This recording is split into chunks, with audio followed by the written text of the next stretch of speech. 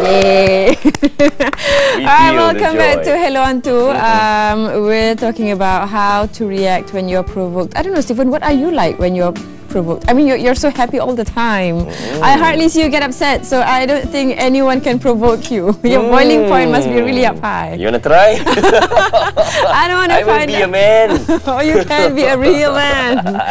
Well, you know, a real man stays cool even when he's provoked. Isn't that right, Mushida? Wow, well said. A real man stays I'm not too sure about that. Good morning, thanks for joining us. Hi, How you good been? morning, both of you. You look very fabulous as usual. Yay! Thank you very much. Yes, you are always smiling. So Isn't that right? That doesn't mean I'm not a man. yeah. Right, so you know, we're just human. Whenever we are provoked, sometimes the sad thing is if it's unintentional, then you know it's a complete different story. But when we are intentionally provoked, that's when you know things get really ugly. Yes. And that's why it's important to know why people have this motivation to want to provoke others in the first place, right? So, well, why I wanted to bring this up is because it's very normal for us to see when somebody is provoking another person, the reaction would be anger, or they will counter-provoke the other person, or you know, it can start with simple things like name calling, and the other person starts name calling the other person, and it does not get any better. In relationships gets destroyed, and both parties look bad, right? So let's try to understand why people want to provoke others. All right, when you look at a child, you know, we start with a child provoking the mother or the father, for example, it is because the child feels lonely, insecure, probably hungry, throwing a tantrum, they want attention, right? And that is what adults also do. They want attention to themselves, you know, and it's a way of expressing their own insecurities and unhappiness or some anger issue from the past, and it's normally not related to the person that they are provoking. It is just a reaction. It is just something that, hey, this person is there, I am going to attack because it is the easiest thing to do at this moment because I'm angry, I'm frustrated. And have you heard that phrase, hurt people will hurt other people, you know? Hurt people will hurt other people, right? And if you have love inside, would you want to go and hurt other people? No, you are loved, you love yourself, you can love others, that you are grateful, you have self-esteem, you want to bring that love out, that energy out and share with other people. But hurt people, insecure people, maybe hungry people, you know, or fear, you know, they have this sense of fear within, they will want to provoke or invoke fear in others. And like I said, you know, on the screen there, be kind to unkind people because they need it the most. You know, how they react to you, how they hurt you is a reflection of their own hurt. How we react to them provoking us is a reflection of our own hurt. You know, so if somebody hurts you and they provoke you, or they push you at the wrong buttons, and then you react back and you start attacking back the other person, you know, it's a reflection of your own hurt from the past. I mean, if you are content, if you are grateful, if you have a high self-esteem, you will look at the other person and say, oh, okay, you feel sorry for the other person, and you just, you know, let it pass, right? Of course, you know, there are extreme cases of provocation. You know, it can be starting with name calling. It can start, you know, bigger things like people trying to get attention. Like, you know, you're just reading the headlines, and it's everywhere in the world. There's so much anger, and there's so much hatred that you know, people do it to provoke another group of people, and people react back with anger, and they get upset. And sometimes violence. And that's right. And that's the worst thing, you know, we are all human, we do get angry, we do get hurt, but how do you react, you know, with a certain situation plays a very important role. It plays a very important part. It can come between, you know, solving the problem, how you react back is how you can solve the problem, or it could end up with hurting another innocent person, you know, and that's not what we want. I see. So and look at this, there are people who are always, you know, they seem angry and continuously look for conflict. Just walk away. The battle they are fighting isn't with you, it is with themselves. And when you look at angry people, it is always something to do with them from the past that they have not resolved, and they just bring it up. It surfaces at that point in time, right? And it's not something immediate, it is something that's been boiling in the past.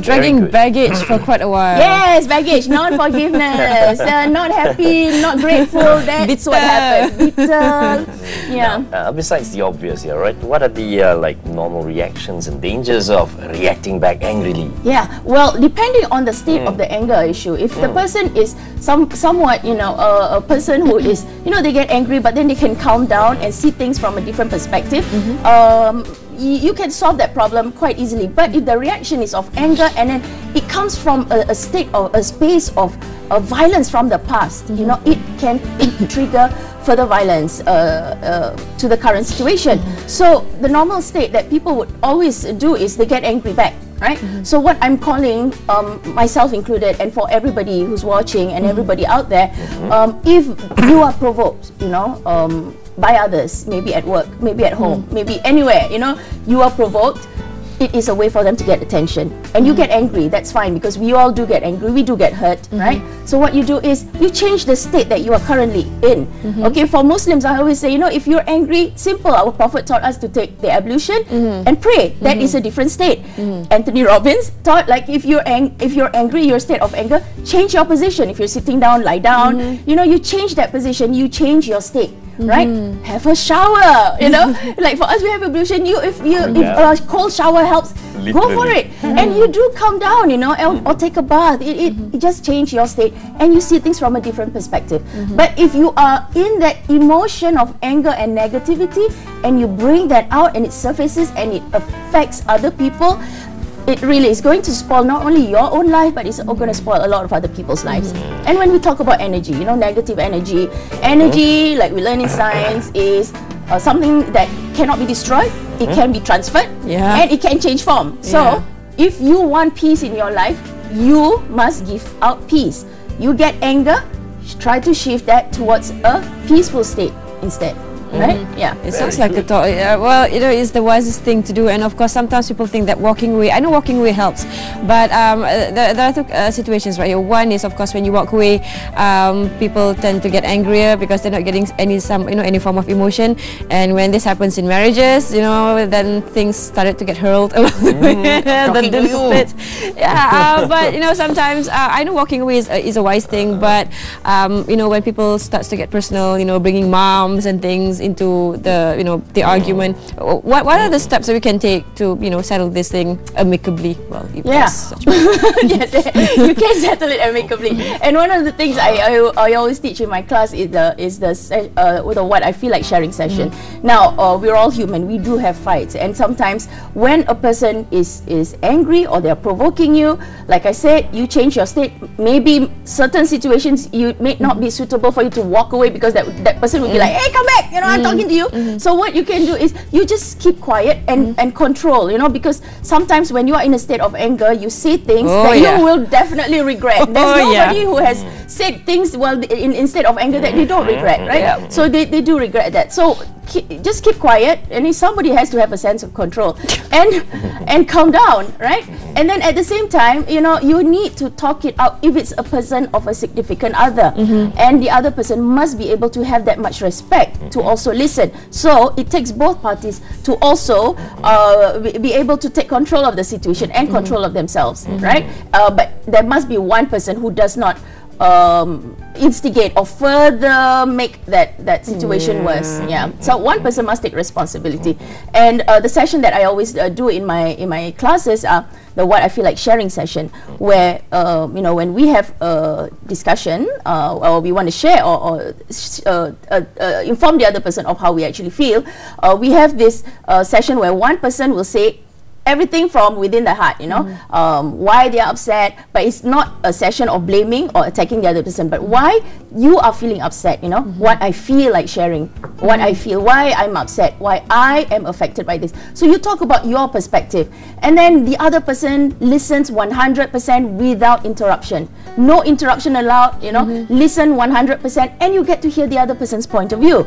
And most situations, when you listen fully to the other party, you get to hear the other person's perspective, right? But when you are in a state of anger and you are shouting, it's normally nothing to do with that situation. It is always something to do about the past. This sharing no interruption thing, you do it at home too, right? We do at home. Me and my husband Zil, yeah, we do that. You know, Munira is here. She also does it. She sits in the circle. Now our cat joins us, sit in the circle, right? And she knows when to you know keep quiet and when to talk to. So Nice. we have this session, and it helps so much in our family. And I have actually implemented this in some organizations where the boss takes leadership of this session, and over months, right, when they have this session, they notice that not only do they get happier in the company, people are like family. They go to work feeling like, oh, it's going home. You know, they feel love within the organization, and for some reason, sales increase.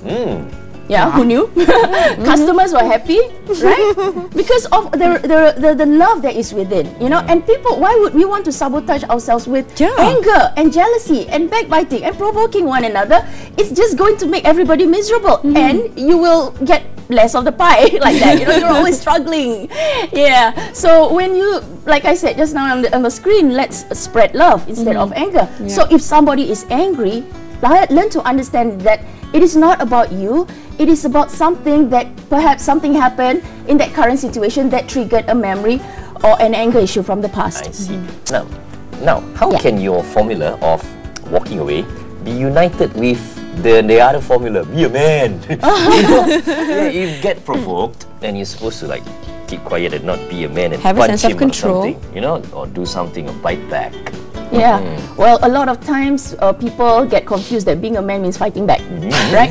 And if you look at all the history of successful men, of men who created changes in the world, like our Prophet Muhammad, like Jesus, like Muhammad Gandhi, they are all very, very peaceful people. You know, they do not fight back, but they trigger a change, you know, and it is all of peace and love, right? Even like I think for Buddhists, you know, but Buddhism as well, that it is all about starting with peace rather than attacking back, right? So when you spread love, you shift that energy. When you react back with anger and hate and you fight, right, you will get. So that just justifies the fact that, you know, when you're provoked, is not a good person to actually, you know, retaliate physically, and that's definitely out. Yeah. All right. Being the person who's being provoked, some people think that, you know, walking away means giving up. How do you correct this perception? Oh no, walking away is not giving up, and you don't necessarily walk away. You can deal with that situation, but you do it like a man, being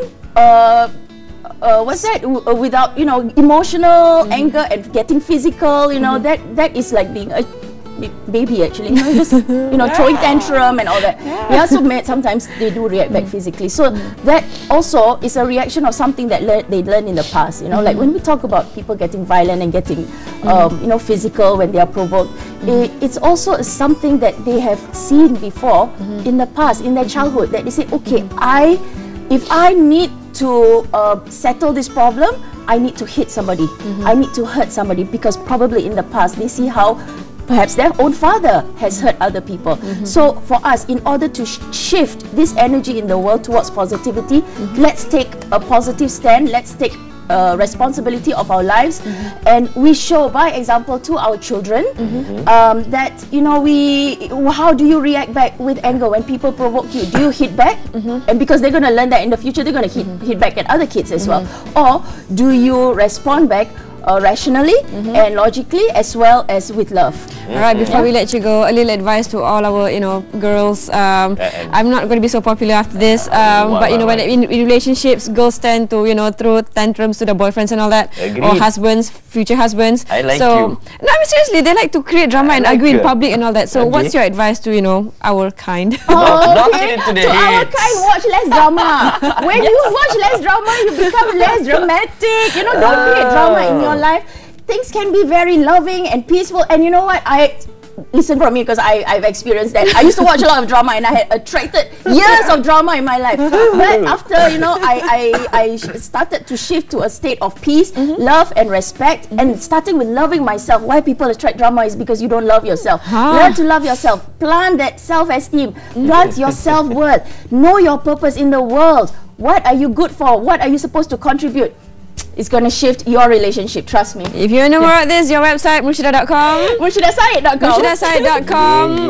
Have less drama and love yourself, love and respect. So thank you so much for joining us today. Such a great start to the day. Exactly. Me too. I just love being with you guys. So no drama, girls. All right, and walk away and be the taller person. All right.